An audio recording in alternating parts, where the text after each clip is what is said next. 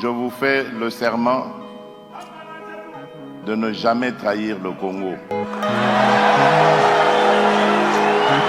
notre population, c'est qu'aujourd'hui, plus que jamais, nous devons garder l'unité entre nous.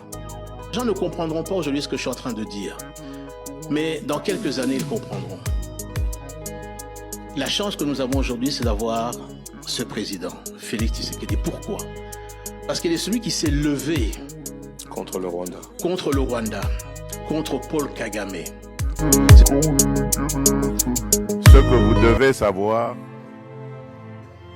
faire la paix, ce n'est pas une faiblesse. Non, jamais aucun Congolais digne de ces noms laissera M. Kagame arriver au bout, de sa vision. Même si les dominants l'aident, nous sommes 120 millions aujourd'hui. Bonjour à tous, merci pour la confiance, Bandeko. Merci, Bandeko. On se voit Olanda Bisso, c'est vraiment ma case comme on a Kebozali et Belé Olanda Bisso. Na ROE, na Fongoli na Sola, na Binwandam. En tout cas, situation, na Est et pays, ils ont malamouté. Na Boyi na Kosabino, na Boyi na Kende na Koluka, peut-être pour satisfaire, bateau bana pour ça va satisfaire. Situation est compliquée. Malgré que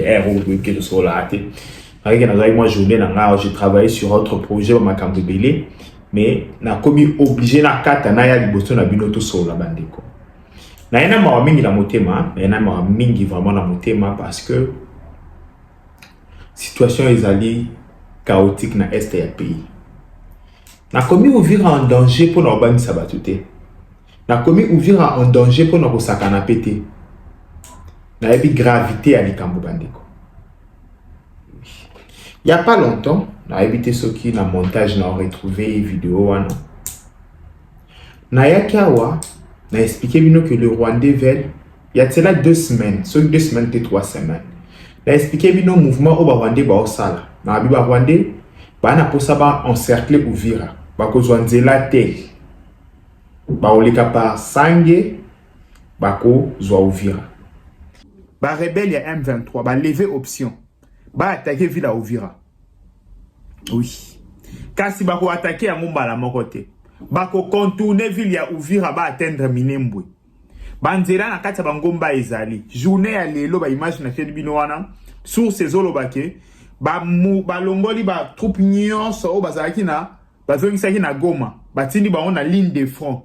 Ligne de front ezali troupe moko ezo nzela et atteindre Kalemi.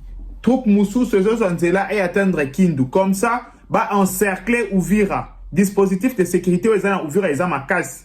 Ba on percer te. Et bangomba pe ekobati la bateau ba na Ouvira. Donc ce qui fait que bangomba o ezawana ezaba vrai poste d'observation. Qu'est-ce que les rebelles ont décidé de faire? Ba lingi ba contourner Ouvira, ba encercler ndenge ba encercler ka Goma bandeko. Situation actuelle ya wana ya omoni bazako sala mouvement lelo bandeko et journée à lelo les Rwandais ont bombardé Sangue à un niveau beaucoup ndimaté ba o bakananga na groupe ils ont vu des images, c'était choquant. Nos militaires bakoufi ba civils bakoufi, c'était vraiment choquant. Dans la même optique, il y a cela quelques jours, tu sonnes sonnette d'alarme, tu l'obitana. Bateau, il y a pesé dans la négociation. Et il faut que épée à Démoclès bachana motu à Tshisekedi. Il faut que Ouvira. So bazu Ouvira. Ba ebi ke ba komina eloko mo ba ko sa na chantage na ba corps nyonso pour épaiser. Ba ebi ke ekofungola ba onzela ya Kalemi. Parce que na calcul ya ba Rwandais que aussi longtemps Ouvira yana maboka ya Tshisekedi bango ba ozala kimiate à Bukavu. Bandeko mutema passe nange uta wapi na makambo sokinga un jeune, simple jeune qui n'est pas payé pour travailler pour la nation. Na futa maate. Mutoko sabinote ki oui, to futa kae, c'est faux. Batu ya cellule, ya communication, ya chef d'état na il y a visibilité. On a ça, il a une compétence comme ça. Je n'ai pas qu'à sola na bango pour naquer, mais tout ça des ba finganga. Ba besoin insignifiant na makam. Ce qui nga mutu pamba et l'autre côté, na ba maigre moyen na c'est forcé. Na apprendre sur la situation. Na ya ko ebisa bino que ba rebelle ba ozanzela tête ba koya. Combien plus bateau ba futamaka? Combien plus bateau baza ba expert, baza ba sali ba école de guerre, ba koki ko mona onga na omona avant batutu. Ce qui nga simple civil que non na ba propre moyen na o ke somba carte na fongoli boui, na tient internet na fongoli map. Na bandi ko tala te awa tuzana localité telle. Route nationale et longo aweza awa. So il faut qu'on bloquer il faut awa, il faut boy. Combien plus bateau bazali payé, nourri, entretenu par l'État. Nambongo ya l'État ba kotiko chaya ngona motema. Bande ko situation est chaotique. Na ko sabi noter ouvrir en ces moments ezali la danger munene. Sauf qu'il notre armée, si le gouvernement Zubitumba au sérieux té. Bopé ça a raison. Na bandeli. Si le gouvernement Zubitumba au sérieux té. Bopé ça a raison. Au moment où Batuba est là, au moment où Batuba est na est, na Kinshasa Batuba fêté. Oui, na Kinshasa, Mbata asenga ki Batuba ya na parlement. Avant la démission, on a banda la discours ya président. Mbata asenga ki Batuba ya na parlement. Président Zolo Batuba yemba. En fait, c'est bien. Bandiko. Non, on a pour ça comprendre distraction au yutoza na ngona mitu na biso. Qu'est-ce qui ne va pas? La fois passée, je vous ai dit, oh, Luvungi. Luvungi est quoi? Je ne sais pas si je ne sais pas ce qui est quoi. Je ne sais pas changer. Je ne sais pas ce qui est quoi. Ce qui est quoi. Moi, je vous dis que Luvungi est quoi na maboka ba Rwandais. Et ça les a ouvert la route vers Sangé. Sangé na minute ça sous bombardement rwandais. Donc ba sani, ba pilonné nan civil et taliban rwandais, militaire et taliban rwandais ba bombarder. Tant ba reculer ba côté ces armement. Bandeko. De toute façon, nos militaires ont perdu d'avance. Mais pourquoi pas plus peut ça la même chose? Ça, c'est une question que je me pose, Bandeko. Pourquoi pas nous-mêmes aussi, nous pouvons faire la même chose? Parce que Batouana, bon matabo qui t'a bombardé, militaire, civil. Pourquoi pas? Le chef de l'État, Liemoko, Ngaïté, Lelo na discours naïe, à l'obi à Ngoke, à citer na Kombo Oyo, il y a ville, to village, Rwandais, Oba Bomboane Zouta. Yoka chef de l'État. Et l'accord récemment entériné, force est de constater que le Rwanda viole déjà ses engagements. Au lendemain même de la signature des unités des forces de défense du Rwanda, ont conduit et appuyé des attaques à l'arme lourde tirées depuis la ville rwandaise de Bugarama, provoquant de lourds dégâts humains et matériels, notamment dans les localités de Kaziba, Katogota et Lubarika au sud Kivu, rompant ainsi le cessez-le-feu. Oyo qui chef de l'État. Donc, ayebi na place ni nezo uta. Bandeko, biso to yebi place ni bombo ane uti. Comme cible légitime. Mabiboy, yo nanga to yebi sikani ni bombo ane uti. Et comme cible légitime, nous avons des drones. Nous pouvons aussi remettre Kawana. Bandeko, de toute façon, il y aura des morts. Que ce soit de notre côté, que ce soit de leur côté. Mais il faut qu'il y ait des morts stratégiquement parlant. Oh, et que tu peux compter. Tu peux être dame. Bandeko, vous voyez que dame yango. Balenga déjà, baolianga pion, mataba qui tabaolianga pion. Qu'est-ce qu'on fait la dame? Non, on paie sa moutou, il n'y a pas paie sa main. Place au yoke, tu aurais changé ba pion. Mais nous, j'ai l'impression que tu as une distraction totale. En ce moment, naturellement, et à partir de Kinshasa, beaucoup aux peut-être à 14h. En ce moment, Bandeko, Beta Tour, Nachaba, tout autour, il n'y a pas parlé du peuple. Au Kobe, Kalembelembe, Chaba, Willery, Ozonyuma, Mouké Kapela, au monde, on dit que tu as un tabac, tu as une cravate, tu as une Assemblée nationale. Et à Bobima, donc la vie, la belle vie à Kinshasa. Mais en ces moments où on se parle, il y a des stratèges dans le bureau, Fandi, on va déstabiliser RDC. Ok, Bozu déjà wapi, vous attaquer Bangobo. En ces moments où on vous parle, moi-même, si on a cessé Moussala Nanga Bandiko, tu vois, si on a vidé Moussala Nanga Sala, na offert de sa carte, na comme tala, le problème est à wapi, dans un téléphone, na comme benga est, mais Bandiko, Bossali Ndengenini, Bafute Linga Ngote, pauvre que je suis, mais regarde comment je me donne. Mais les gens qui sont payés pour ça, députés, ministres, en fait, c'est comme si rien n'est aussi longtemps qu'il Kinshasa est allé déranger, Bango Bazako s'inquiéter. Aussi longtemps Kinshasa est allé déranger, Bango Bazako s'inquiéter.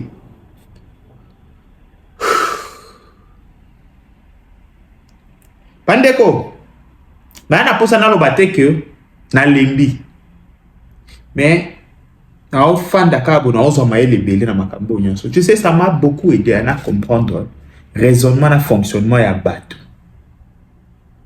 C'est énervant. Ramène Abisso, j'aurais été à votre place na changer de stratégie déjà depuis Kala. On a tout pour le faire. Ouais.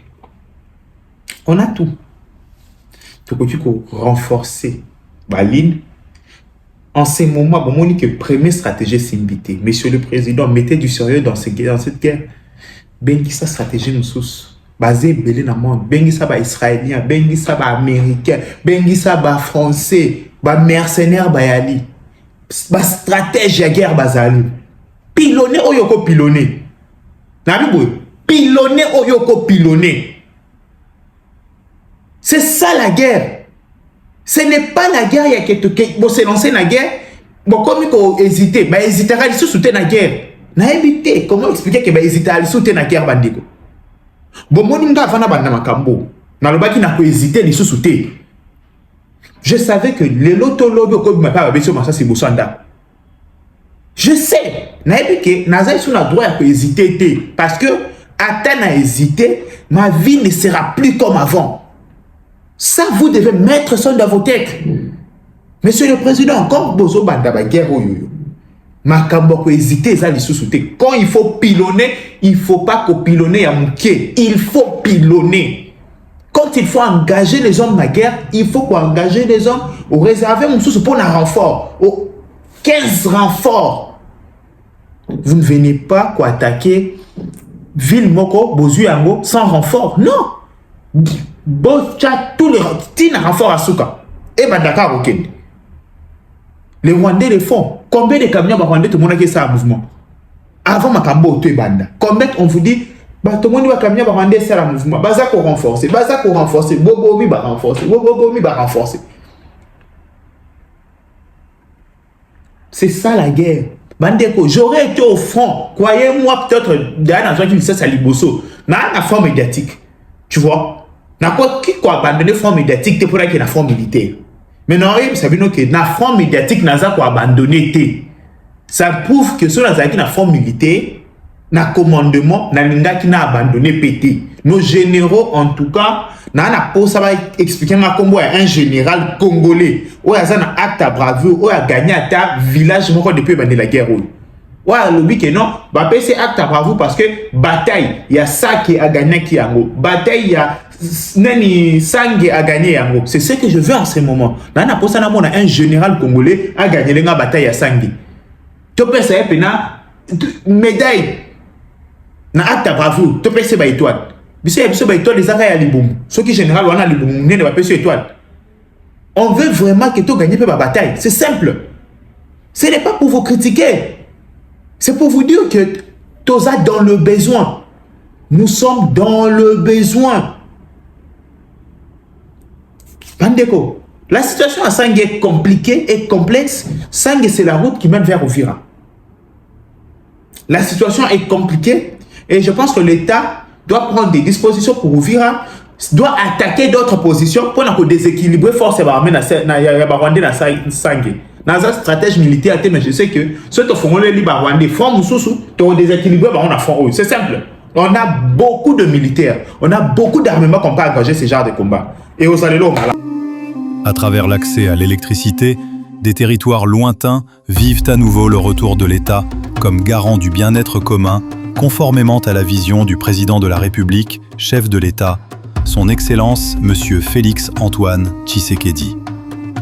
Dans sa démarche d'équité énergétique, Lancer étend progressivement ses interventions sur l'ensemble du pays, en accordant une priorité aux zones les plus touchées par la précarité énergétique.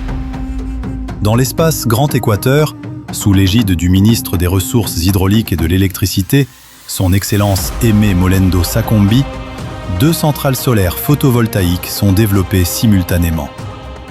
À Bonga-Ndanga, dans la province de la Mongala, à Basankusu, dans la province de l'Équateur. Ces projets marquent une étape importante dans l'accès à l'énergie moderne dans ces territoires. Accompagnant la mise en œuvre sur le terrain, le directeur général de Lancer, M. Cyprien Mussimar, fait état d'un niveau d'avancement significatif. Basankusu, construction d'une centrale de 700 kW crête, avec un taux d'exécution de travaux estimé à 96%. Bonga-Ndanga, construction d'une centrale de 300 kW crête pour un taux d'exécution de travaux à hauteur de 85%.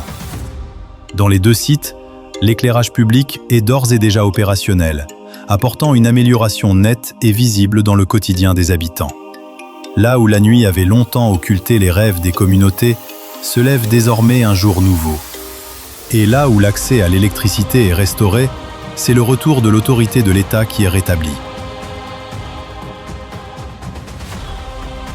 Anser, pour un nouveau jour sur la RDC.